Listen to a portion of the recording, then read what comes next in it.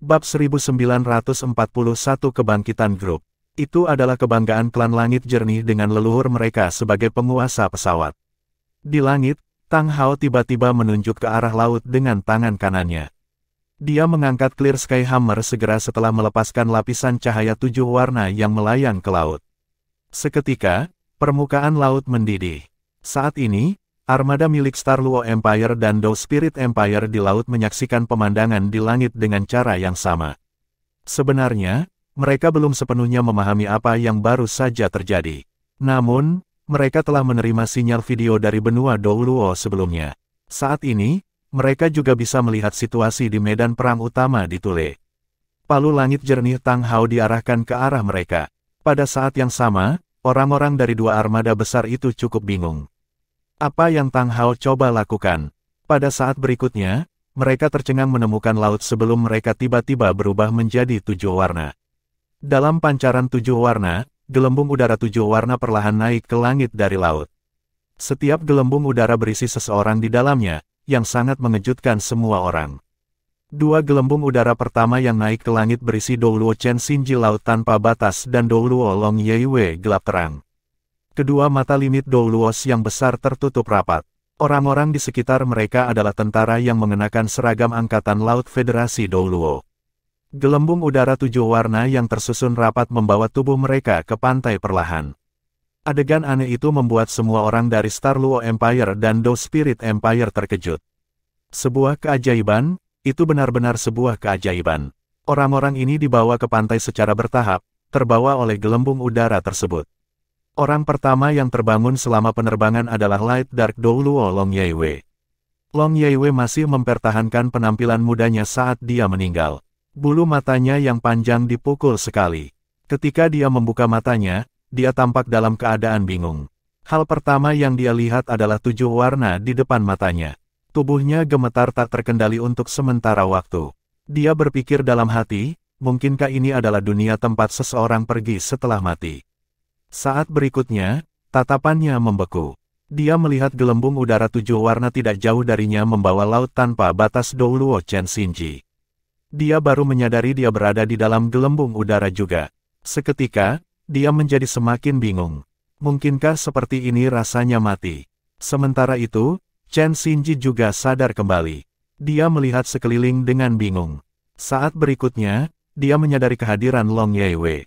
Keduanya menggeser tubuh mereka untuk menekan dengan kuat gelembung udara dan menatap satu sama lain. Xinji, Long Yeiwei memanggil dengan keras.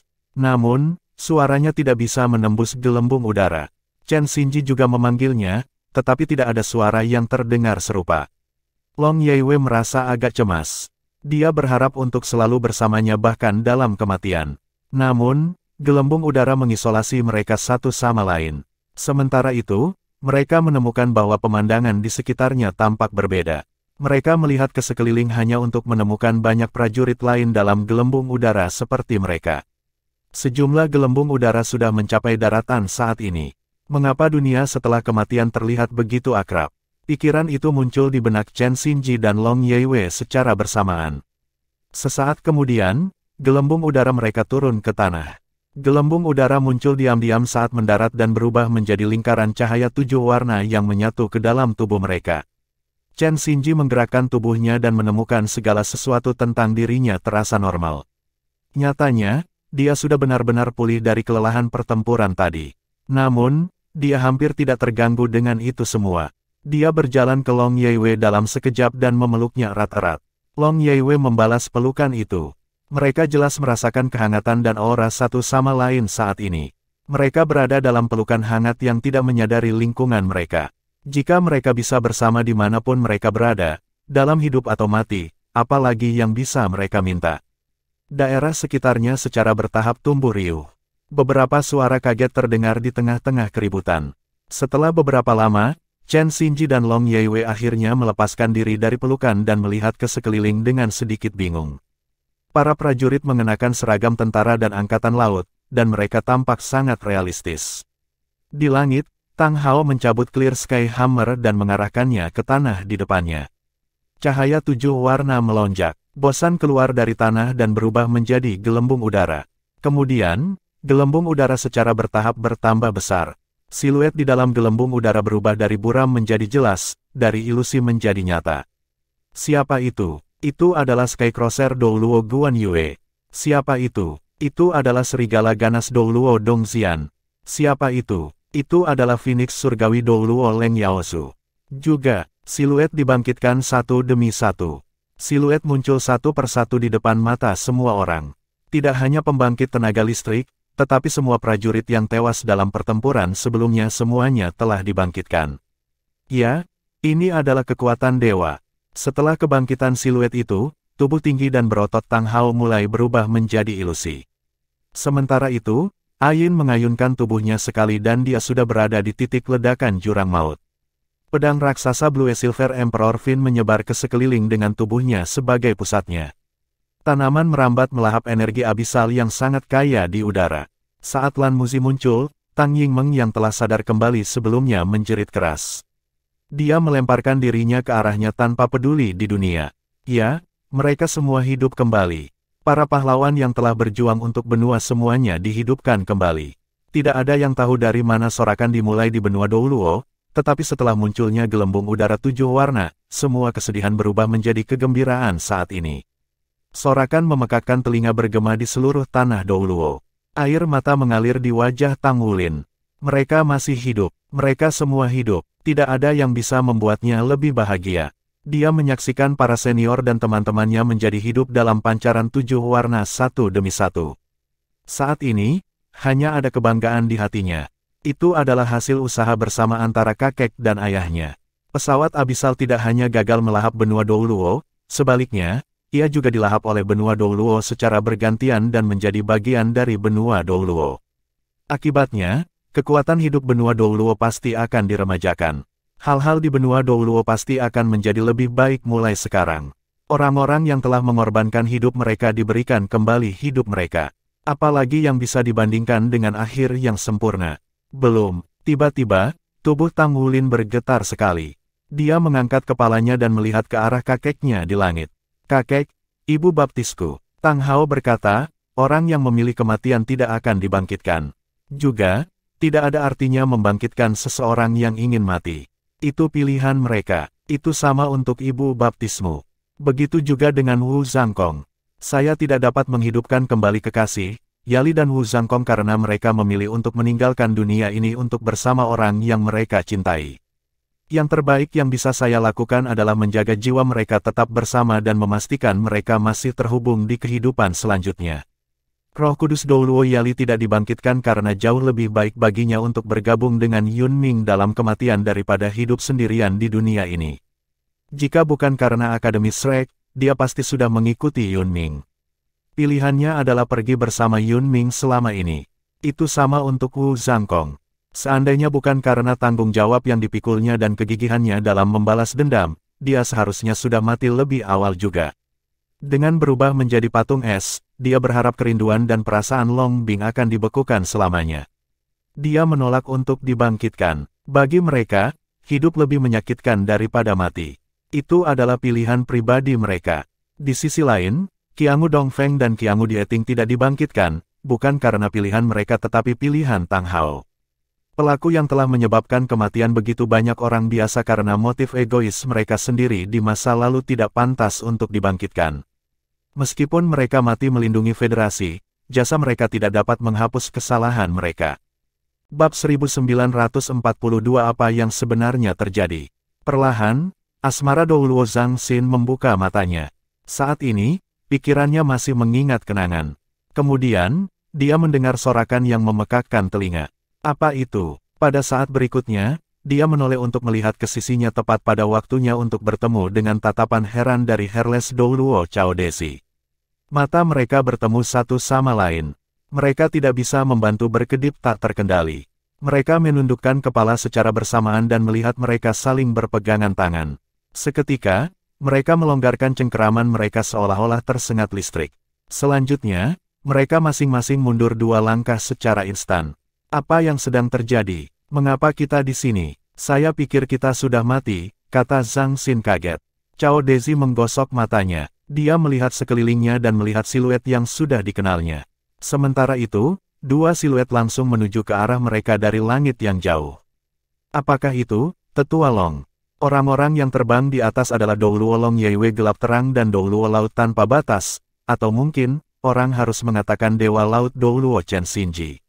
Seketika, hanya ada keterkejutan dan keheranan di hati semua orang. Tubuh Tang Hao bahkan lebih buram sekarang. Mengikuti kebangkitan hampir semua orang, siluetnya yang tinggi menyusut sekali lagi saat dia berjalan ke Tang Wulin. "Kakek, apakah kamu baik-baik saja?" Tang Wulin tampak khawatir. Tang Hao menggelengkan kepalanya tetapi berkata sambil tersenyum, "Aku akan selalu menjadi penguasa pesawat benua Douluo sebelum ayahmu kembali. Karena masalah pesawat, kekuatanku seharusnya menyebar ke setiap bagian pesawat, tapi kesadaran spontanku tidak akan muncul begitu sering. Aku hanya mengungkapkan diriku di depan kalian semua sejak ayahmu memberikan pukulan fatal pada Raja Sage Abyssal. Saya akan selalu ada selama bintang Douluo masih ada. Itu juga mengapa saya menjadi penguasa pesawat di masa lalu. Ayahmu akan membimbingku kembali ke alam ilahi saat dia kembali. Kamu anak yang baik. Anda belum mengecewakan kami. Misiku sudah selesai. Saatnya Anda menikmati kemenangan. Namun, jangan terlalu santai. Anda masih memiliki tanggung jawab yang berat di pundak Anda. Kamu sudah dilengkapi dengan kekuatan yang mendekati peringkat dewa sekarang. Namun, Anda masih harus menjadi dewa sejati untuk melakukan perjalanan melalui kosmos untuk mencarinya. Pertama, Anda harus membuat alam ilahi milik Anda. Dengan demikian, jalan Anda masih panjang. Pesawat Douluo akan berevolusi setelah melahap pesawat Abyssal. Paling tidak, batas atasnya pada penindasan pembangkit tenaga listrik akan ditingkatkan. Anda akan menemukan bahwa dalam waktu dekat, pada saat itu, mungkin benua Douluo akan berevolusi menjadi alam demi divine dan memiliki sejumlah tablet ketuhanan yang akan memperkuat kekuatanmu. Nenekmu akan menyalurkan energi abyssal yang dia serap ke seluruh pesawat. Aku akan bergabung dengannya dalam tidur nyenyak berikutnya. Anda akan dapat menyerap kekuatan hidup murni dari tubuh nenek Anda, pohon kehidupan purba. Itu akan menjadi tempat yang paling cocok bagimu untuk berkultivasi. Apakah kalian berdua akan tidur nyenyak? Bagaimana saya bisa berkomunikasi dengan Anda? Tanya Tang Wulin dengan cemas. Tang Hao berkata, energi abyssal terlalu besar. Itu adalah pesawat yang lebih unggul dari kita. Bukan hal yang mudah untuk melahap dan menyerap pesawat sepenuhnya. Kami butuh waktu lama untuk menyelesaikannya. Pada saat itu, peringkat ke-100 tidak lagi menjadi hambatan dan batasan bagi para master jiwa.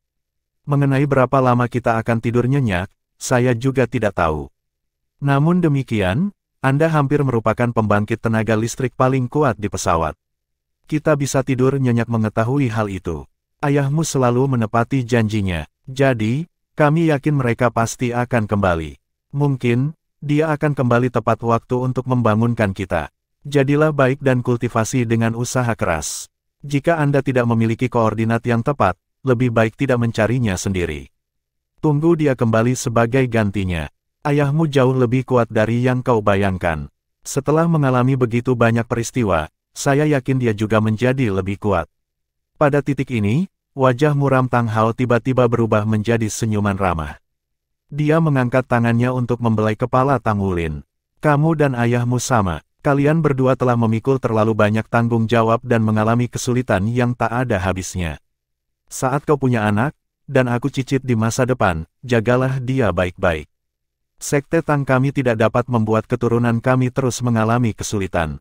Meskipun penderitaan membuat seseorang tumbuh, inilah waktunya bagi kita untuk memikirkan diri kita sendiri juga. Tang Wulin berkata, kakek, kita pasti akan bertemu lagi kan? Tang Hao tertawa terbahak-bahak dan berkata, tentu saja. Garis keturunan Raja Naga Emas di dalam tubuhmu akan memastikan bahwa kamu hidup selama klan naga. Selain itu, Anda telah mencapai tubuh peringkat dewa. Tidak mudah membunuhmu. Namun, Anda harus ingat untuk tidak membuka dua segel Raja Naga Emas terakhir. Ayahmu sudah berkali-kali memberi peringatan. Anda harus baik-baik saja untuk menjaga segel dilihat dari kondisi fisik Anda saat ini.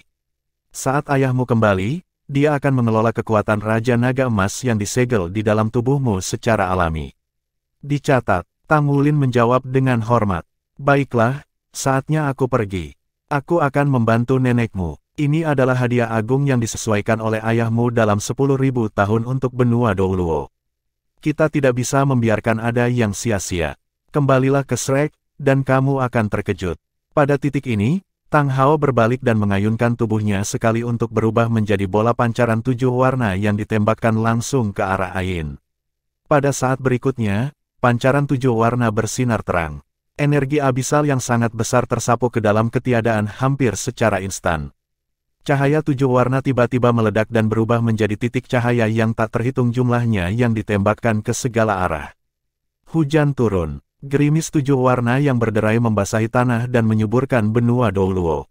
Langit berubah menjadi 7 warna juga. Pelangi membentang di langit dan berkilauan dengan kecemerlangan samar di langit. Ada pepatah mengatakan, pelangi muncul setelah hujan. Kesulitan akhirnya berakhir untuk benua Douluo dan seluruh bintang Douluo. Benua Douluo yang baru akan menyambut mereka selanjutnya. Tang Wulin. Tiba-tiba, teriakan terdengar. Tang Wulin menoleh dan melihat Ling Zichen duduk di tanah dengan ekspresi bingung di wajahnya. Dia berteriak padanya. Jelas, dia dibangkitkan juga. Dewa meriam yang berkorban dan mengubah dirinya menjadi bom masih hidup. Dia tampaknya tidak berbeda dari orang biasa. Tidak ada lagi unit sirkuit jiwa sumber sirkulasi positif atau meriam Eternal Heaven di tubuhnya. Dia sekarang adalah orang biasa, atau seperti yang bisa dikatakan orang biasa. Tang Wulin memegang tangan Gu Yuena dan turun bersamanya dari langit dan berjalan menuju Ling Zichen. Ling Zichen menatapnya, lalu dia melihat ke arah Gu Yuena di sisinya. Dia tiba-tiba berkata dengan marah, "Siapa yang membangkitkanku? Panggil dia keluar." Tang Wulin sedikit mengernyit. "Apa yang sedang kamu lakukan?" Ling Zichen berkata dengan putus asa, "Di mana unit sirkuit jiwa sumber sirkulasi positif saya? Di manakah surga abadiku? Buat dia mengembalikan itu padaku.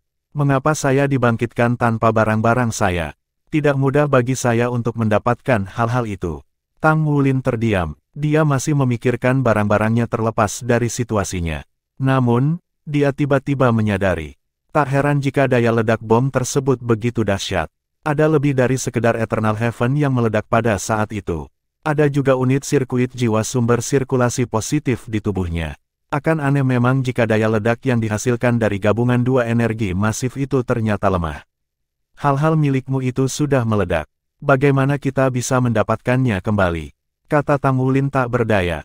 Ling Zichen berkata dengan marah, "Saya tidak peduli. Anda akan memberi saya kompensasi untuk itu." Sementara itu, suara lembut terdengar. "Adakah yang bisa memberitahuku apa yang terjadi? Mengapa saya hidup?" Skycrosser Douluo Guan Yue tampak sedikit bingung saat dia mendekati mereka. Tidak hanya dia, pembangkit tenaga listrik yang tewas dalam pertempuran sebelumnya termasuk Chen Xinji, Zhang Xin, Cao Dezi, dan yang lainnya semuanya maju. Bab 1943 Fajar Era Baru. Phoenix Surgawi Douluo Leng Yaozu mengikuti di belakang mereka. Dia tampaknya telah babak belur dari akal sehatnya, tetapi dia masih hidup. Di sisi lain, Darkness Phoenix Douluo Leng Yulai tidak muncul. Rupanya, semua orang dari kultus Roh Kudus tidak dapat dibangkitkan. Tang Wulin mengangkat tangannya dan melepaskan lapisan perisai cahaya untuk menghalangi sorakan yang memekakkan telinga di sekitarnya. Dia melihat banyak yang mulia di hadapannya dan meremas tangan Gu Yuena dengan erat. Dia berkata sambil tersenyum, "Era baru benua Douluo akan segera tiba." Sebulan kemudian di kota Mingdu, hasil pemilihan akan segera diumumkan. Molan dengan suara bulat terpilih sebagai pembicara baru. Silakan bergabung dengan saya untuk memberikan tepuk tangan kepada pembicara Molan untuk memberi selamat padanya. Molan mengenakan setelan formalnya hari ini. Jasnya memiliki warna hijau tua yang penuh dengan sumber kehidupan. Mantan pembicara itu menyerahkan tongkat kerajaan sebagai simbol penyerahan otoritasnya di Parlemen Federal kepadanya. Ketika benua Douluo berada dalam bahaya, dialah yang mengambil sikap untuk memimpin seluruh benua dan menyatukan semua orang. Mereka mendukung para prajurit di garis depan untuk meraih kemenangan pada akhirnya. Dia mendapatkan kasih sayang dari semua orang sebagai hasilnya. Karena tragedi yang mengerikan itu, anggota parlemen juga terkena dampak yang sama. Seketika, anggota lama diganti dengan wajah baru. Pagoda Roh menarik semua anggotanya di parlemen. Begitu pula Wargat Hall. Selain itu, Sekte Tang, Akademi Shrek, dan beberapa organisasi besar lainnya mengumumkan secara serempak bahwa tidak ada anggota organisasi lain yang akan dipilih sebagai anggota parlemen. Parlemen Federal akan melakukan inspeksi internal dan mengatur ulang dirinya sendiri di bawah kepemimpinan baru. Mata Molan tampak suram saat dia menyaksikan tepuk tangan meriah datang dari bawah panggung. Paruh pertama hidupnya mendekati kesempurnaan. Namun, babak kedua adalah perubahan total. Kultus Roh Kudus telah menghancurkan semua yang dia miliki termasuk keluarganya. Bagaimanapun, dia adalah seorang wanita meskipun dia menunjukkan bagian depan yang kuat. Pada saat itu, dia bersumpah bahwa dia akan berusaha sekuat tenaga untuk memusnahkan kultus Roh Kudus. Keyakinannya yang kuat itulah yang membuatnya bertahan selama ini. Akhirnya, dia diangkat menjadi pemimpin, sementara kultus Roh Kudus telah dimusnahkan sepenuhnya. Kesedihan di lubuk hatinya mulai muncul. Dia tiba-tiba merasa lelah, namun tanggung jawab yang dia pikul lebih berat dari sebelumnya. Molan perlahan mengangkat tangan kanannya untuk memberi hormat kepada penonton di bawah panggung. Tepuk tangan dan sorak-sorai memudar. Semua orang terdiam untuk menyaksikan pembicara wanita terkenal di atas panggung dengan perhatian penuh.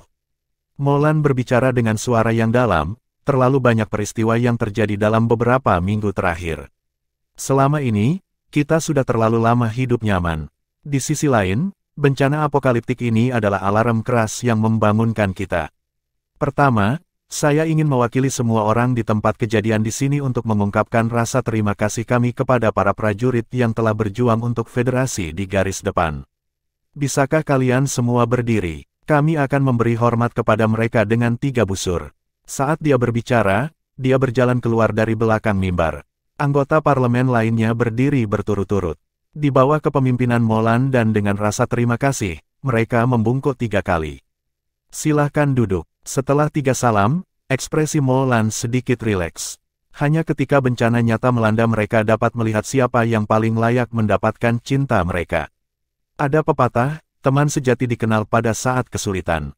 Begitulah masalahnya. Pada akhirnya, tidak ada yang tewas dalam pertempuran yang sulit karena tuan dari pemeliharaan pesawat. Bagaimanapun, itu belum menjadi tujuan akhir, dan jelas bukan akhir dari perjalanan. Untuk melindungi benua selama perang, darah ditumpahkan dan nyawa yang tak terhitung jumlahnya dikorbankan oleh federasi. Inilah orang-orang yang paling layak dihormati.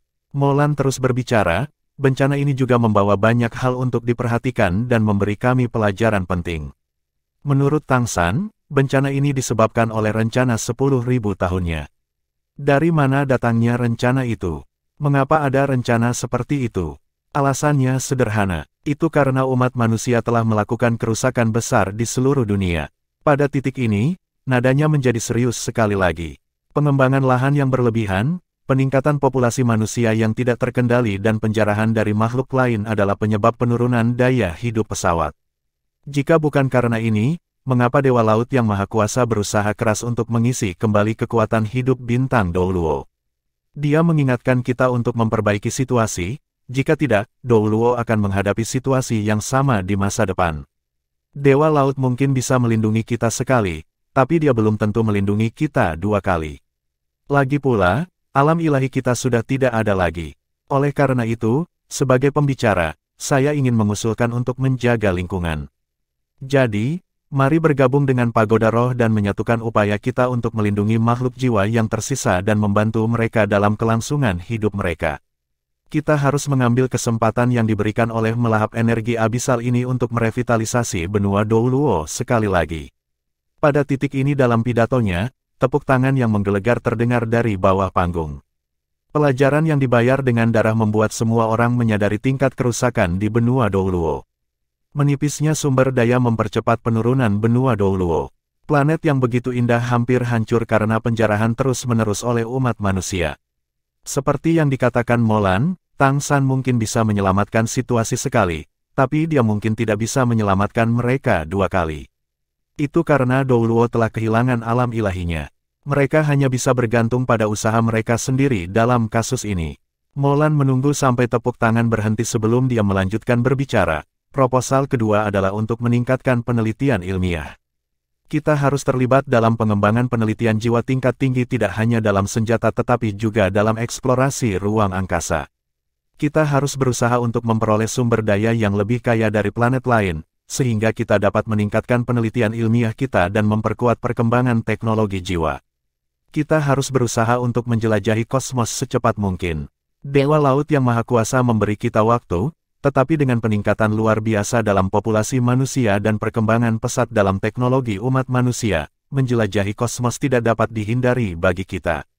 Proposal ketiga terkait dengan bagaimana sikap tanpa pamrih dari Star Luo Empire dan Do Spirit Empire memberi kami bala bantuan selama bencana. Untuk ini, Federasi ingin mengucapkan terima kasih dan juga menyuarakan niat tulusnya untuk berdamai dengan kedua kekaisaran. Kami akan berbagi sumber daya kami dengan mereka dan berkolaborasi dengan mereka dalam penelitian dan pengembangan teknologi jiwa. Kami akan meningkatkan kerjasama kami dan mempromosikan pertukaran timbal balik dengan mereka. 3 armada besar umat manusia dihancurkan dalam pertempuran itu. Para prajurit dibangkitkan, tetapi 3 armada besar tidak dapat ditemukan kembali. Perbedaan antara angkatan bersenjata dari 3 benua besar sangat berkurang dalam keadaan seperti itu. Namun, masih ada perbedaan besar dalam jumlah pembangkit tenaga listrik antara Kekaisaran Bintang Luo dan Kekaisaran Do Spirit. Oleh karena itu, kekuatan kerajaan ini tetap seimbang. Ngomong-ngomong, Star Luo Empire dan Do Spirit Empire telah melepaskan keluhan masa lalu mereka dan maju untuk membantu mereka kali ini. Akibatnya, fraksi Elang melakukan gencatan senjata dengan kedua kekaisaran. Proposal seperti yang disarankan oleh Molan berisi reformasi drastis. Proposal akan diajukan ke pemungutan suara di majelis parlemen yang akan datang. Sangat mungkin proposal akan disahkan mengingat peringkat persetujuan Molan yang tinggi sekarang. Lagi pula, semua orang tahu hubungannya dengan Shrek dan Sekte Tang. Tang Wulin menjadi pahlawan sejati dan sekarang dikenal sebagai Dewa Do Luo. Dia adalah putra Tang San dan cucu dari penguasa pesawat. Setelah perang berakhir, dia memegang status yang benar-benar menyendiri. Pada saat yang sama, Akademi Shrek mencapai reputasi yang belum pernah terjadi sebelumnya. Sidang berlangsung dari pagi hingga siang hari. Molan kelelahan saat pertemuan berakhir. Dia kembali ke kantornya benar-benar lelah. Itu adalah kantor pembicara sebelumnya. Dia tidak membuat banyak perubahan tetapi mempertahankan dekorasi asli ruangan itu sebagai tindakan penghematan biaya. Dia berdiri di depan jendela Prancis yang besar dan menatap hutan beton Mingdu di luar. Garis-garis di wajah Molan menjadi cerah. Sementara itu, seseorang mengetuk pintunya. Masuk. Sekretarisnya masuk ke kamar dan berjalan ke Molan. Dia berkata dengan hormat, "Pembicara, bolehkah saya mengirimkan makan siang Anda sekarang?" Molan mengangguk dan berkata, "Silakan." Tidak lama kemudian, 2 hidangan vegetarian dan semangkuk nasi dibawa masuk oleh sekretaris. Bab 1944 Pohon Langit. Dia bersumpah untuk menjadi vegetarian setelah Heaven Dow City dihancurkan untuk mencari berkah bagi anggota keluarganya yang telah meninggal. Dia selalu hidup hemat dan sederhana. Sekretaris mengatur meja untuknya. Molan berkata sambil tersenyum, "Kamu harus pergi dan makan juga." Sekretaris berkata, "Pembicara, saya ingin mengajukan cuti beberapa hari setelah kebaktian berakhir." "Oh, apakah Anda berencana untuk bepergian?" tanya Molan sambil tersenyum. Dia memperlakukan orang-orang di sekitarnya dengan baik. Sekretaris memiliki pandangan kerinduan di matanya. "Saya ingin melakukan perjalanan ke kota Shrek yang baru untuk melihat-lihat. Saya mendengar bahwa itu sekarang menjadi tanah suci. Hari pendaftaran Akademi Shrek tahun ini masih lama, tetapi banyak orang tua sudah membawa anak-anak mereka ke sana sekarang. Selain itu, saya juga ingin melihat Skytree. Pohon langit, itu benar. Apalagi Anda, bahkan saya ingin pergi dan melihatnya." Demikian pula, Molan memiliki pandangan kerinduan di matanya. Sekretaris berkata, Akademi Shrek telah membuat pengumuman resmi untuk menamai pohon itu sebagai pohon abadi. Pulau Dewa Laut akan dibangun kembali di atas mahkota pohon. Dikatakan bahwa pohon abadi tingginya lebih dari 1000 meter. Itu bahkan lebih tinggi dari markas pagoda roh dan mahkotanya sebesar seluruh danau Dewa Laut. Secara alami, rumah pohon raksasa terbentuk di atas pohon. Tempat itu juga dipenuhi dengan sumber kehidupan yang kaya. Begitu seseorang melangkah ke kota Shrek yang berbentuk cincin, seseorang akan dengan jelas merasakan sumber kehidupannya yang kaya sehingga siapapun yang menderita penyakit akan ditenangkan. Ini benar-benar ajaib. Molan tidak bisa menahan tawa dan berkata, "Apakah ini benar-benar ajaib?" Namun, jika dibangun di atas tajuk pohon, nama Pulau Dewa Laut mungkin sudah tidak cocok lagi. Lagi pula, ini bukan lagi sebuah pulau. Sekretaris berkata, "Itu benar. Saya mendengar bahwa mereka akan mengubah namanya." Sebagian area masih akan diberi nama Pulau Dewa Laut, sedangkan pembangunan di puncak pohon akan dikenal sebagai Kota Langit Abadi. Di masa depan, pelataran dalam kota Shrek akan berada di Kota Langit Abadi. Saya berharap untuk melihatnya. Mungkin semua pemuda di seluruh benua sekarang akan bermimpi menjadi siswa Akademi Shrek agar dapat berkultivasi di Eternal Sky City suatu hari nanti. Di pagi hari di kota Shrek. Hus, wus, wus. Chen Xinji sedang menyapu halaman dengan sapu besar di tangannya. Saat ini, wajahnya yang sehat tampak memerah meski selalu tersenyum. Sepertinya dia bersenang-senang menyapu. Setelah diperiksa lebih dekat, rambut abu-abu awalnya secara mengejutkan berubah menjadi hitam legam. Dia bahkan tampil segar kembali. Siluet berlari keluar dari asrama dan mulai berlari mengelilingi lapangan. Siluet itu melihat Chen Xinji menyapu dan mulai berlari ke arahnya. Penatua Chen. Dia membungkuk memberi hormat ke arah Chen Xinji. Chen Xinji terkekeh. Mau jogging lagi? Kamu anak yang pekerja keras. Yi Zichen tidak ikut dalam pertempuran karena dia masih pelajar. Tidak ada siswa yang diizinkan untuk bergabung dalam pertempuran. Namun, dia tahu tentang situasi di garis depan setelah menonton rekaman videonya.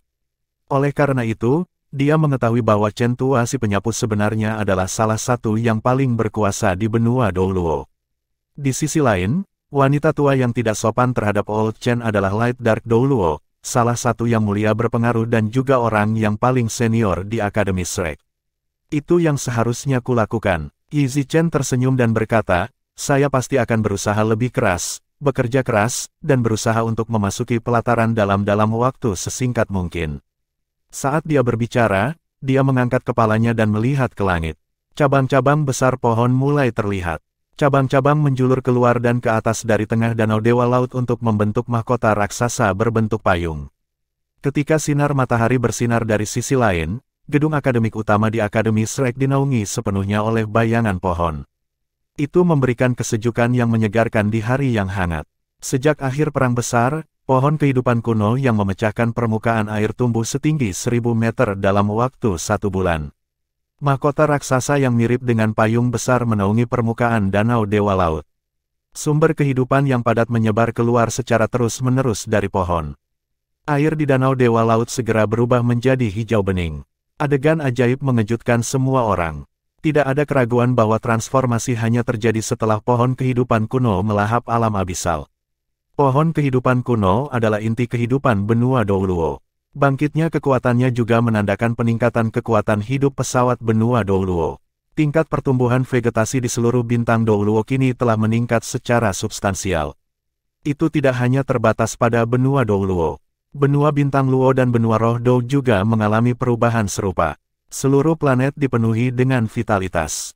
Setelah melahap seluruh pesawat, bintang Douluo tidak hanya mendapatkan kembali vitalitasnya, tetapi juga mulai berevolusi seperti yang dikatakan Tang Hao sebelum dia pergi.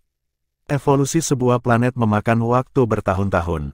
Mungkin butuh 10 tahun, 100 tahun, atau bahkan 1000 tahun. Bagaimanapun, itu pasti situasi yang baik. Tidak diragukan lagi, kota cincin Shrek adalah pusat dari semuanya. Konstruksi telah meluas ke beberapa area yang terletak beberapa kilometer jauhnya dari kota Ring Shrek sekarang. Nyatanya, Federasi telah memutuskan untuk membangun 4 kota satelit di sekitarnya. Alhasil, harga rumah di kota Surga Dou melonjak justru karena pohon abadi bisa dilihat dari kota Surga Dou.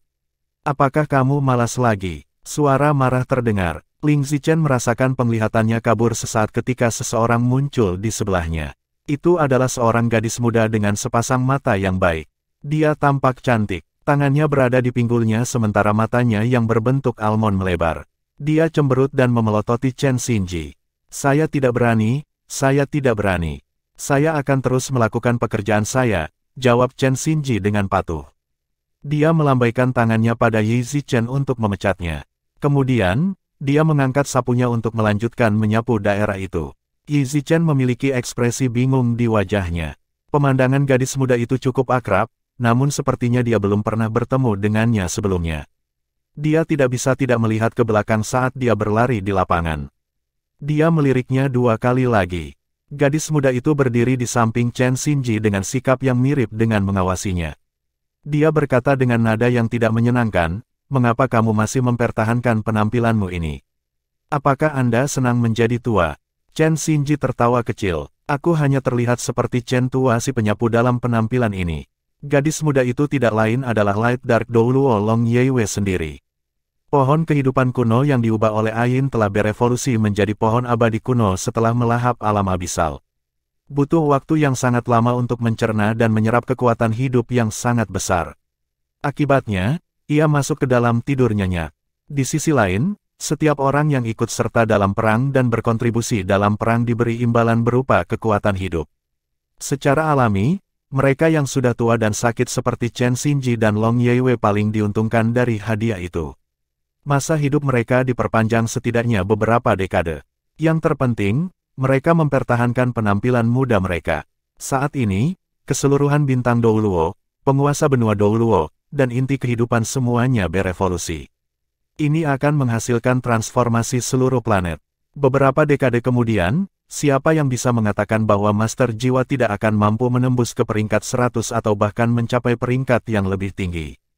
Konsep ketuhanan bersifat kolektif. Ketika pesawat benua Douluo mencapai peringkat yang lebih tinggi, Master Jiwa di atas peringkat 100 akan dapat mencapai kekuatan ketuhanan biasa. Pada saat itu, rentang hidup umat manusia akan diperpanjang lagi. Chen Xinji dan Long Yeiwei menerima hadiah tambahan yang bahkan lebih menyenangkan bagi mereka. Mereka akan tetap muda sampai akhir hidup mereka. Itu baik-baik saja untuk Chen Xinji, tetapi, sebagai seorang wanita, tidak ada yang lebih menyenangkan bagi Long Yeiwei. Saat ini, Chen tua si tukang sapu berpenampilan pikun supaya dia tidak terlihat aneh. Long Yeiwei melangkah maju dan berdiri di samping Chen Xinji. Dia menatapnya sambil tersenyum. Saya benar-benar tidak berharap surga memberi kami beberapa dekade lagi untuk bersama. Ini benar-benar mengagumkan. Chen Xinji tiba-tiba berhenti menyapu. Dia memeluknya. Dia menghela nafas emosional dan berkata, itu benar. Saya tidak ingin melakukan hal lain sekarang. Aku hanya ingin bersamamu setiap hari.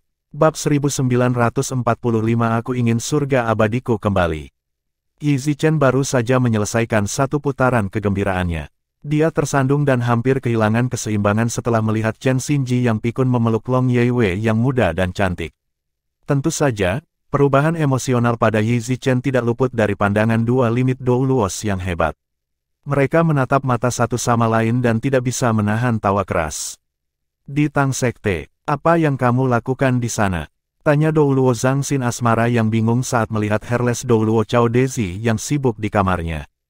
Kenapa aku harus memberitahumu? Cao Dezi meliriknya. Zhang Xin berkata dengan nada tidak menyenangkan, kamu mungkin bosan karena tidak ada yang bisa dilakukan, kan?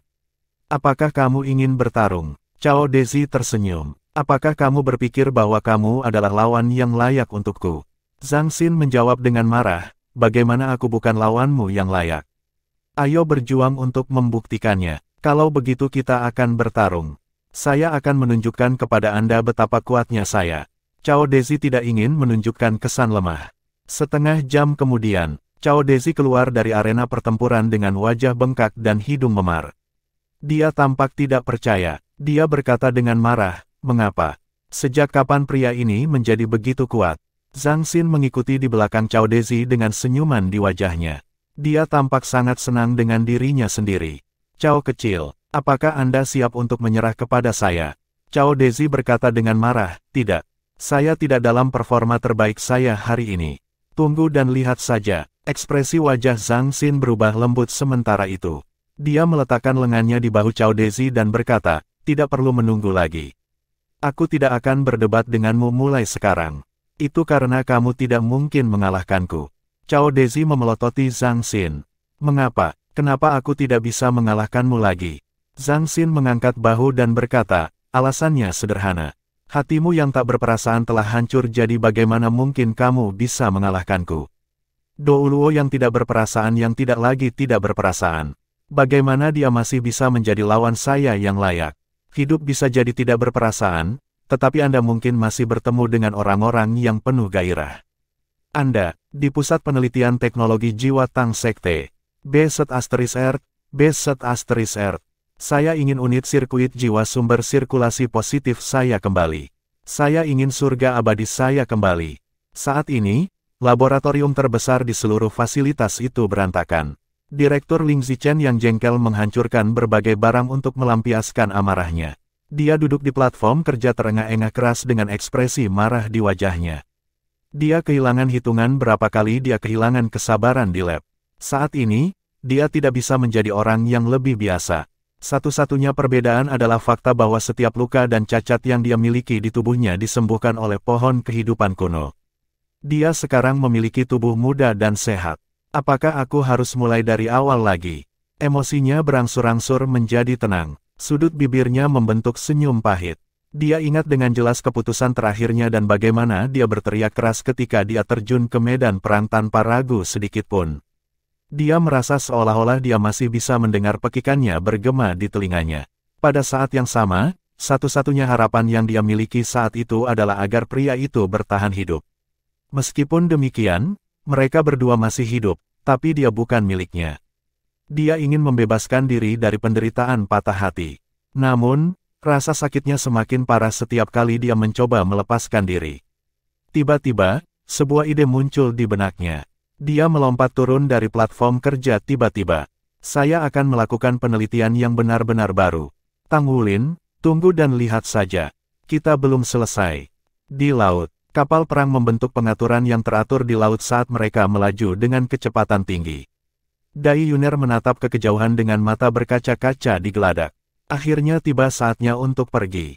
Federasi Dou Luo berterima kasih kepada tindakan altruistik Star Luo Empire dan Dou Spirit Empire untuk membiarkan masa lalu berlalu dan menawarkan bala bantuan mereka kepada mereka. Oleh karena itu, sejumlah besar sumber daya diberikan kepada mereka sebagai imbalan sebagai tanda penghargaan. Selain itu, Federasi Dou Luo akan melanjutkan hubungan diplomatik mereka dengan kedua kerajaan tersebut. Nantinya, mereka akan mengeluarkan beberapa kebijakan untuk mempererat hubungan. Namun, semua ini sama sekali tidak berarti bagi Dai Yuner. Dia melihatnya, tapi dia hanya melirik dari kejauhan. Hatinya benar-benar hancur saat dia menyaksikan Gu Yuena dan dia bergandengan tangan saat mereka turun bersama dari langit. Dia menyadari bahwa dia tidak memiliki kesempatan untuk bersamanya. Keputusan utamanya adalah pergi. Selamat tinggal, Tang Wulin. Apakah dia masih mengamuk? Gu Yuena mengerutkan kening. Dia mengenakan gaun cantik dan duduk di kantor Master Pagoda yang terletak di tingkat tertinggi markas Pagoda Roh. Ya, Guru Pagoda, dia masih membuat ulah. Setelah beberapa kali berkonsultasi dengan beberapa master jiwa tipe pemulihan, mereka setuju bahwa akan sangat sulit bagi kondisi mentalnya untuk menjadi normal kembali. Mungkin, dia akan tetap dalam keadaan ini selama sisa hidupnya. Karena basis budidaya peringkat judul Dou Luo, dia mungkin menyebabkan kehancuran besar-besaran. Kami merekomendasikan untuk memasukkannya ke dalam kurungan. Qiangu Zhangting sudah gila, mungkin karena meninggalnya kakek dan kakek buyutnya ditambah dengan pemandangan Gu Yuena dan Tang Wulin bersama. Dia menjadi tidak stabil setelah kembali ke Pagoda Roh.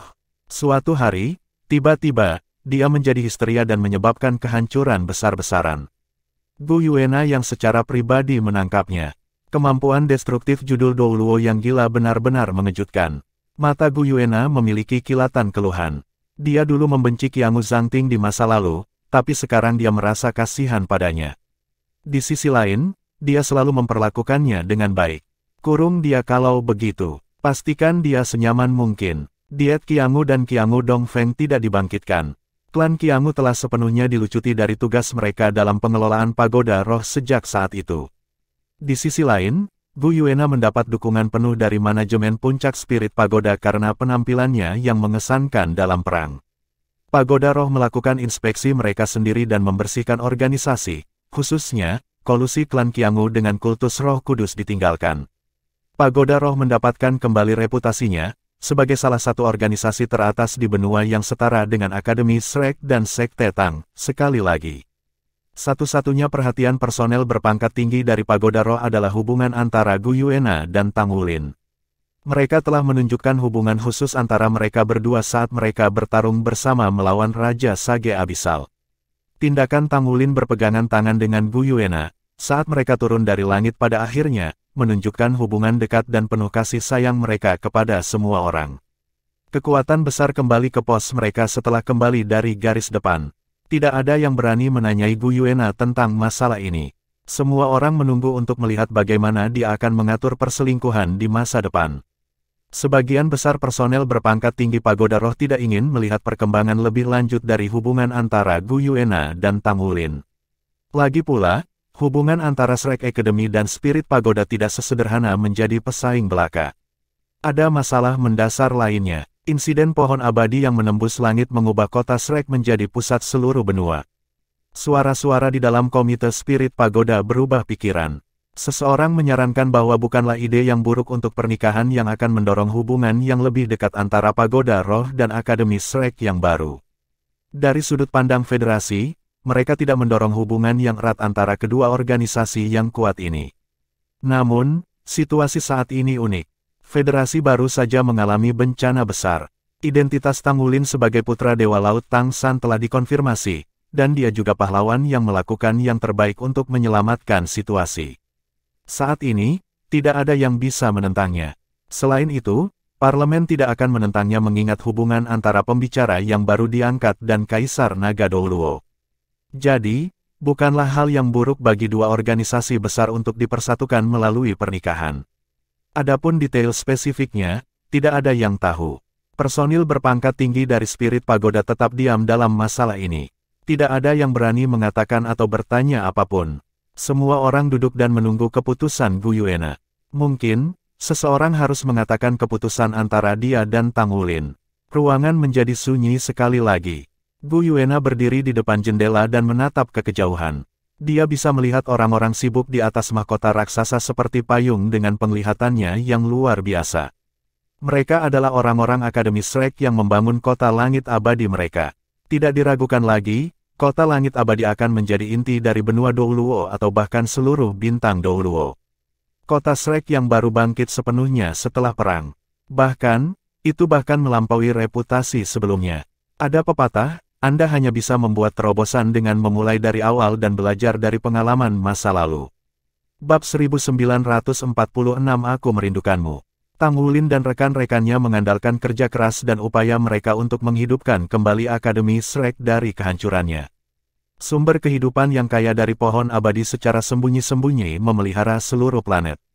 Dengan basis kultivasi spiritual Divine Origin-nya, Gu Yuena samar-samar merasakan seluruh planet bersinar dengan vitalitas. Planet yang awalnya mengalami penurunan kini berkembang menuju masa depan yang lebih baik. Seseorang mengetuk pintunya, langkah kaki jorok terdengar datang dan berhenti tepat di luar pintunya segera setelah itu. Gu Yuena memiliki tatapan tenang. Dia tampak seolah-olah dia sudah mengetahui semua ini sejak awal. Dia berbicara dengan suara yang dalam, masuk. Pintu terbuka. Sederet orang masuk ke ruangan dari luar. Orang paling depan mengenakan pakaian hitam dengan rambut panjang di belah tengah dan seikat rambut emas. Dia adalah Ditian. Semua yang mengikuti di belakang datang dalam berbagai bentuk dan ukuran. Bagaimanapun, semuanya memancarkan aura yang sangat kuat. Mata Ditian berkilauan dengan kilatan tekad.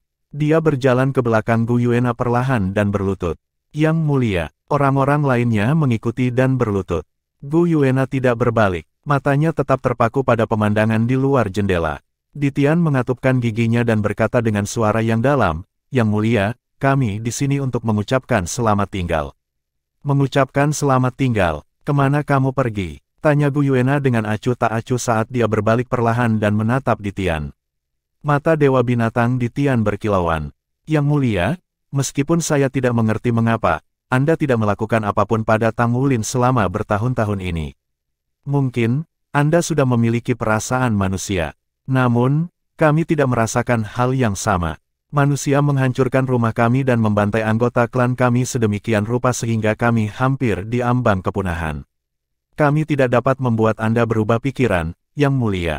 Tang Wulin telah mencapai pencapaian yang tak tertandingi sekarang. Yang bisa kita lakukan hanyalah menjatuhkannya dengan mengorbankan hidup kita." Gu Yuena berkata dengan acuh tak acuh, "Jadi, kamu akan pergi ke Akademi Shrek dan menantangnya?" Ditian berkata dengan suara yang dalam, "Ya, Yang Mulia. Saya benar-benar tidak berharap Anda benar-benar memiliki perasaan manusia. Tapi, apakah Anda lupa bagaimana ribuan klan kita mati di masa lalu? Tidak hanya klan naga kami, tetapi semua makhluk jiwa juga. Kami telah menunggu dengan sabar selama bertahun-tahun berharap Anda akan memimpin kami untuk menjadi penguasa dunia ini sekali lagi. Pada akhirnya, Anda membuat keputusan seperti itu. Meskipun saya tidak ingin menyinggung perasaan Anda, saya benar-benar tidak dapat menerimanya. Yang mulia, apakah Anda memberikan kematian kepada saya atau memberi saya izin untuk melakukan satu upaya terakhir untuk semua makhluk jiwa? Bahkan jika saya mencari malapetaka saya sendiri, saya tidak akan menyia-nyiakan upaya untuk melakukannya. Selamat tinggal, Yang Mulia, kata Ditian tiba-tiba dengan suara keras. Dia kemudian berlutut untuk menyembah Gu Yuena. Semua binatang buas di belakangnya mengikuti. Gu Yuena memandangi mereka, tetapi dia tidak berbicara. Ditian tiba-tiba berdiri setelah menyadari bahwa dia tidak menanggapi. Dia berbalik dan berjalan keluar dengan tekad. Binatang buas lainnya bereaksi serupa. Mereka bangkit berturut-turut dan pergi. Dewa binatang Ditian telah mendesak Gu Yuena berulang kali dalam banyak kesempatan. Bahkan, dia bahkan mengambil sendiri untuk membunuh Tang Wulin di masa lalu. Namun demikian, dia dihentikan oleh Gu Yuena. Mereka masih berharap selama ini ketika Gu Yuena memberitahu mereka bahwa semuanya berjalan sesuai rencana. Namun, waktu berlalu hari demi hari. Mereka menyaksikan Tang Wulin membuat terobosan ke peringkat dewa. Mereka akhirnya merasa putus asa saat melihat Tang Wulin dan Gu Yuena bertarung bergandengan tangan. Mereka tidak lagi memiliki harapan saat mereka menyaksikan Gu Yuena dan Tang Wulin menjadi akrab satu sama lain. Apalagi yang bisa mereka lakukan? Selain merasa putus asa, tidak ada lagi yang bisa mereka lakukan. Berhenti. Suara sedingin es terdengar saat Dewa Binatang Ditian hendak melangkah keluar dari pintu. Ditian berhenti berjalan. Dia berbalik, melihat ke arah Gu Yuena dan berkata dengan nada agak dingin, "Apakah ada yang lain, Yang Mulia?" Gu Yuena tetap di tempat yang sama dan berkata dengan acuh tak acuh, "Sejak aku terbangun di area inti hutan Great Stardow, aku ditakdirkan untuk menjadi musuh umat manusia. Saya akui bahwa saya jatuh cinta dengan Tang Wulin. Saya merasakan cinta manusia. Nyatanya, aku sangat mencintainya. Namun, saya tidak pernah lupa bahwa saya adalah bagian dari Dewa Naga. Saya Yang Mulia dan saya adalah pemimpin dari ribuan makhluk jiwa. Saya suka Tang Wulin. Namun, kita tidak ditakdirkan untuk bersama. Darah Dewa Naga mengalir di nadiku, bukan manusia. Oleh karena itu, saya memikul tanggung jawab misi klan naga. Saat aku menerima inti Dewa Naga, aku sudah merasakannya. Ada semburan tekanan tak terlihat yang ada di dunia yang tidak dikenal. Itu menguasai seluruh dunia. Saya perlahan tumbuh lebih kuat. Nyatanya, saya bahkan tidak memiliki keberanian untuk melakukan terobosan nyata, karena saya merasakan tekanan dari kekuatan tak terlihat. Sebenarnya kalian semua juga pernah merasakannya. Pesawat Abisal tiba dan Raja Sage Abisal yang lebih kuat dariku dimusnahkan oleh Tang San, mirip dengan menghancurkan semut, pada akhirnya. Faktanya, bahkan seluruh Abisal segera dilahap. Sekarang, bisakah Anda memberitahu saya jika saya adalah orang yang berlawanan dengan Tang Wulin, menurut Anda apakah saya akan dapat membunuhnya? Banyak binatang tercengang oleh ucapannya. Gu Yuena terus berbicara, penguasa pesawat adalah kakeknya, inti kehidupan adalah neneknya, dan bahkan ayahnya pernah menjadi Raja Dewa.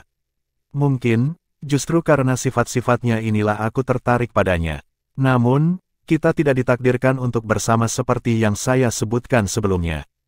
Kami dipisahkan oleh parit yang tidak bisa diseberangi. Ada garis keturunan Raja Naga Emas di dalam tubuhnya, tapi dia tetaplah manusia. Di sisi lain, saya adalah binatang buas. Parit surga antara manusia dan binatang tidak bisa diseberangi di benua Douluo. Aku sudah menunggu selama ini untuk waktu yang ideal. Saya menunggu tekanan yang tak terlihat menghilang. Raja Sage Abisal membantu kami menemukan jalan dan menahan semua jebakan yang dibuat oleh Raja Dewa. Itu telah memungkinkan kita untuk melihat realitas dunia ini. Sekarang Raja Dewa telah menghilang tanpa jejak, dan penguasa pesawat tertidur lelap untuk memulihkan diri. Sementara inti kehidupan juga tertidur lelap untuk menyerap makanan, waktu kita telah tiba. Ini juga saatnya bagi kita untuk melaksanakan rencananya. Dewa binatang tercengang, begitu pula Tuan Beruang, sementara mulut 1000 Raja Iblis melebar karena terkejut. Jadeswan terlihat tidak percaya pada saat yang sama pupil Darkness Demon Dragon menyempit. Banyak binatang buas semuanya tertegun tak bisa berkata-kata. The Beast God adalah yang pertama pulih dari keterkejutannya. Dia berjalan menuju Gu Yuena dengan langkah panjang. Berdebar, dia berlutut di tanah dan menyentuhkan dahinya ke tanah. Yang mulia, kami salah. Kami seharusnya tidak meragukanmu. Binatang buas lainnya berlutut di belakangnya dengan terburu-buru untuk menyembah Gu Yuena. Tatapan Gu Yuena tetap setenang sebelumnya. Ada kilatan samar kepahitan menyebar dari matanya. Dia menghela napas lembut. Apa yang pasti akan datang. Apakah Anda telah berbuat salah? Bisa tidak, ini adalah tanggung jawab saya dan saya tetap harus bertanggung jawab atas tanggung jawab ini. Rencanaku akhirnya akan dimulai. Bip, bip, bip. Suara renyah terdengar yang memecah kesunyian sesaat. Gu Yuena menunduk dan melihat ke arah komunikator jiwa di pergelangan tangannya. Wajahnya yang menawan tidak lagi tenang. Bagaimanapun, dia mengungkapkan sedikit kelembutan. Dia melambaikan tangannya untuk membubarkan kerumunan. Ditian dan binatang buas lainnya berdiri dengan tergesa-gesa dan bubar. Gu Yuena mengangkat komunikator. Dia berbalik dan melihat ke arah surga abadi di kejauhan. Apa itu? Tanya Gu Yuena dengan lembut. Tidak ada apa-apa, saya merindukanmu. Suara dari ujung komunikator jelas dipenuhi dengan kegembiraan. Kupikir kita baru saja bertemu kemarin. Kata Gu Yuena yang sedikit heran. Gu Yue, aku mencintaimu. Suara dari ujung sana tiba-tiba dipenuhi dengan kesungguhan. Mata Gu Yuena menjadi lembab seketika. Nada suaranya tetap normal seperti sebelumnya. Mengapa kamu harus mengatakan itu setiap hari? Bab 1947 besok akan menjadi hari yang hebat. Aku benar-benar ingin mengatakannya. Aku tidak bisa menahan diri untuk tidak mengatakannya. Setelah mengalami begitu banyak hal, akhirnya kita bisa bersama sekarang. Apakah Anda tahu bahwa saya tidak pernah merasa lebih bahagia? Sekarang situasinya telah stabil, saya siap untuk mengundurkan diri dari posisi saya sebagai Master Pavilion Dewa Laut dan Master Sekte Tang Sekte ketika kami menikah. Aku akan membawamu kemanapun kamu ingin pergi. Jika Anda masih ingin terus menjadi Master Pagoda Spirit Pagoda, saya akan berada di sisi Anda sebagai suami Master Pagoda. Bagaimana menurutmu? Haha, hanya dengan mendengarkan suaranya, orang bisa mengetahui betapa gembira dan bahagianya dia saat ini. Apakah orang-orang Anda akan setuju Anda mengundurkan diri dari semua tugas Anda? Gu Yuena bertanya, sedikit heran. Tang Wulin tersenyum dan berkata, tidak ada alasan mengapa mereka tidak setuju. Saya sudah melakukan segalanya sesuai kemampuan saya. Apalagi, tidak ada yang akan keberatan kita menikah sekarang. Namun, bagaimanapun juga, kami masih mewakili organisasi yang kuat di benua ini secara individual. Tidak baik meninggalkan federasi dengan perasaan seperti kekuatan besar bergandengan tangan dengan yang lain. Selain itu, Pagoda Shrek dan spirit kami saling tolak secara naluriah. Kami tidak dapat menjadi penyebab masalah ini karena identitas kami. Jadi, saya membuat keputusan ini setelah berdiskusi dengan Tetua Long agar tidak menimbulkan masalah bagi Saudari Molan. Saya akan mengambil sendiri untuk mengundurkan diri dari tugas saya sekarang. Ini bagus untuk saya juga. Aku sudah memberitahu teman-temanku. Setelah itu, kami akan mengatur pernikahan kelompok, dan kemudian kami akan melakukan perjalanan. Aku akan membawamu kemanapun kamu ingin pergi. Saya akan melakukan apapun yang ingin Anda lakukan. Saya bersedia melakukan apa saja selama Anda bersama saya. Mata Gu Yuena berlinang air mata saat mendengarkan suara penuh kegembiraan yang datang dari ujung telepon. Dia menahan diri dengan susah payah agar tidak berteriak keras.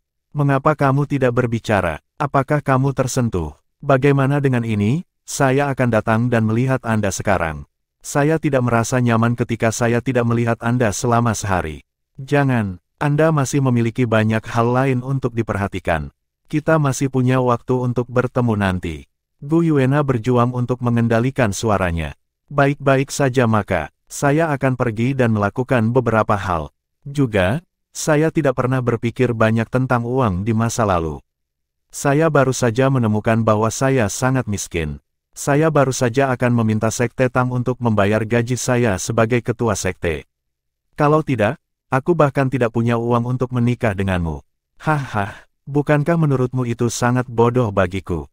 Goblok sia. Gu Yuena terkikik dan air mata mengalir di wajahnya. Tang Wulin menarik napas dalam-dalam saat dia merasakan sumber kehidupan yang kaya di sekitarnya. Pada saat yang tepat ini, dunia dipenuhi dengan segudang warna dan keindahan dapat dilihat di setiap bagiannya. Bagian atas mahkota raksasa pohon abadi sangat datar. Cabang-cabang yang besar dan tebal saling berbelit-belit secara alami dan membentuk fondasi kayu seolah-olah Ayin membangunnya dengan tangan. Akademi Shrek tidak akan membuat banyak perubahan pada pohon abadi, tentu saja. Mereka hanya akan menambahkan beberapa hal ke dalamnya. Gagasan untuk membangun surga langit abadi telah diusulkan oleh Tang Wulin. Serangan yang menghancurkan Akademi Shrek selalu menjadi penderitaan terbesar di hatinya. Kota Shrek dibangun kembali, tetapi Pulau Dewa Laut tidak dapat dibangun karena Danau Dewa Laut dipenuhi dengan aura kehancuran. Pohon abadi menjadi media terbaik untuk pembangunan Pulau Dewa Laut. Mahkota pohon abadi adalah sumber kehidupan yang paling kaya, sedemikian rupa sehingga udaranya hampir lengket.